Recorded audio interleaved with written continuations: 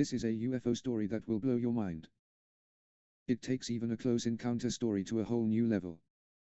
Man finds UFO in forest and is dragged along the ground by alien beings. This is the first UFO encounter to become the subject of a criminal investigation. Welcome to this week's story. The Dechmont Incident. The Robert Taylor UFO Encounter. Brought to us by Charlotte Simpson. In ufology, the Taylor Incident, aka Livingston Incident or Dechmont Woods Encounter, is the name given to claims of sighting of an extraterrestrial spacecraft on Dechmont Law in Livingston, West Lothian, Scotland, in 1979 by forester Robert Bob Taylor, who was born in 1919 and passed away in 2007. When Taylor returned home from a trip to Dechmont Law disheveled, his clothes torn and with grazes to his chin and thighs, he claimed he had encountered a flying dome which tried to pull him aboard. Due to his injuries, the police recorded the matter as a common assault, and the incident is popularly promoted as the only example of an alien sighting becoming the subject of a criminal investigation. According to Taylor, a forestry worker for the Livingston Development Corporation, on the 9th of November, 1979, he parked his pickup truck at the side of a road near the M8 motorway and walked along a forest path up the side of Dechmont Law with his dog. Taylor reported seeing what he described as a flying dome, or a large circular sphere, approximately 6.4 meters or 21 feet, in diameter, hovering above the forest floor in a clearing about 530 yards or 480 meters away from his truck. Taylor described the object as a dark metallic material with a rough texture like sandpaper. Taylor claims he experienced a foul odor, like burning brakes, and that smaller spheres similar to sea mines had seized him and were dragging him in the direction of the larger object. Then he lost consciousness. According to Taylor, he later awoke and the objects were gone, but he could not start his truck. Taylor's wife reported that when he arrived home on foot, he appeared disheveled and muddy with torn clothing and ripped trousers. His wife called the police and a doctor, who treated him for grazes to his chin and thighs. Police accompanied Taylor to the site, where he claimed he received his injuries. They found ladder-shaped marks in the ground, where Taylor said he saw the large spherical object, and other marks that Taylor said were made by the smaller, mine-like objects. The police then recorded the matter as a criminal assault.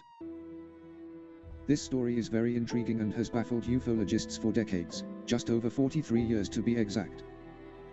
No one but Mr. Taylor knows exactly what happened that fateful day on the 9th of November, 1979. People from his hometown, that knew him, have always been adamant that he was a well-respected man and had absolutely no reason to lie about his story.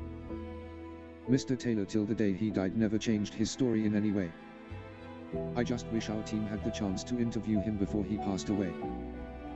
But unfortunately, this story has not long been brought to our attention, and reading it before the edit, we found it very intriguing indeed.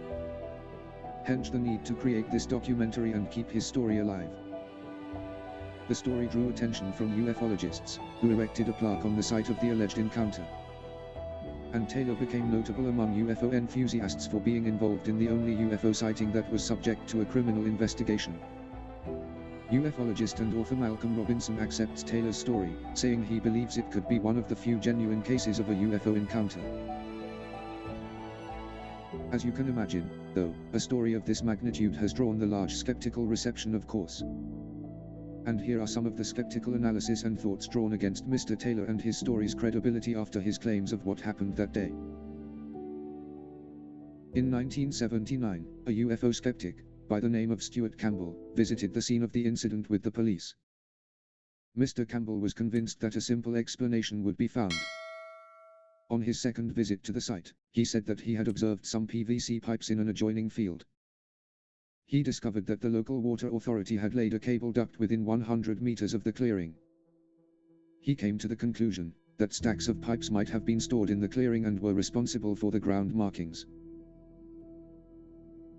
And one Mr. Steve Donnelly, a physicist and editor for The Skeptic, also considered the incident to be explained by an epileptic attack. Campbell suggested Taylor's attack might have been stimulated by a mirage of Venus. And last, a local businessman, Mr. Phil Fenton, published a report in 2013, speculating that Taylor may have suffered a mini-stroke and been exposed to harmful chemicals. which then left him confused and disorientated, and that the UFO he believes he saw could have been a saucer-shaped water tower nearby. Our conclusion is simply this. No matter how you look at the story in your mind, whether it be plausible or implausible thoughts, but no matter what, this story is simply intriguing to say the least. What do you think? Leave your comments below.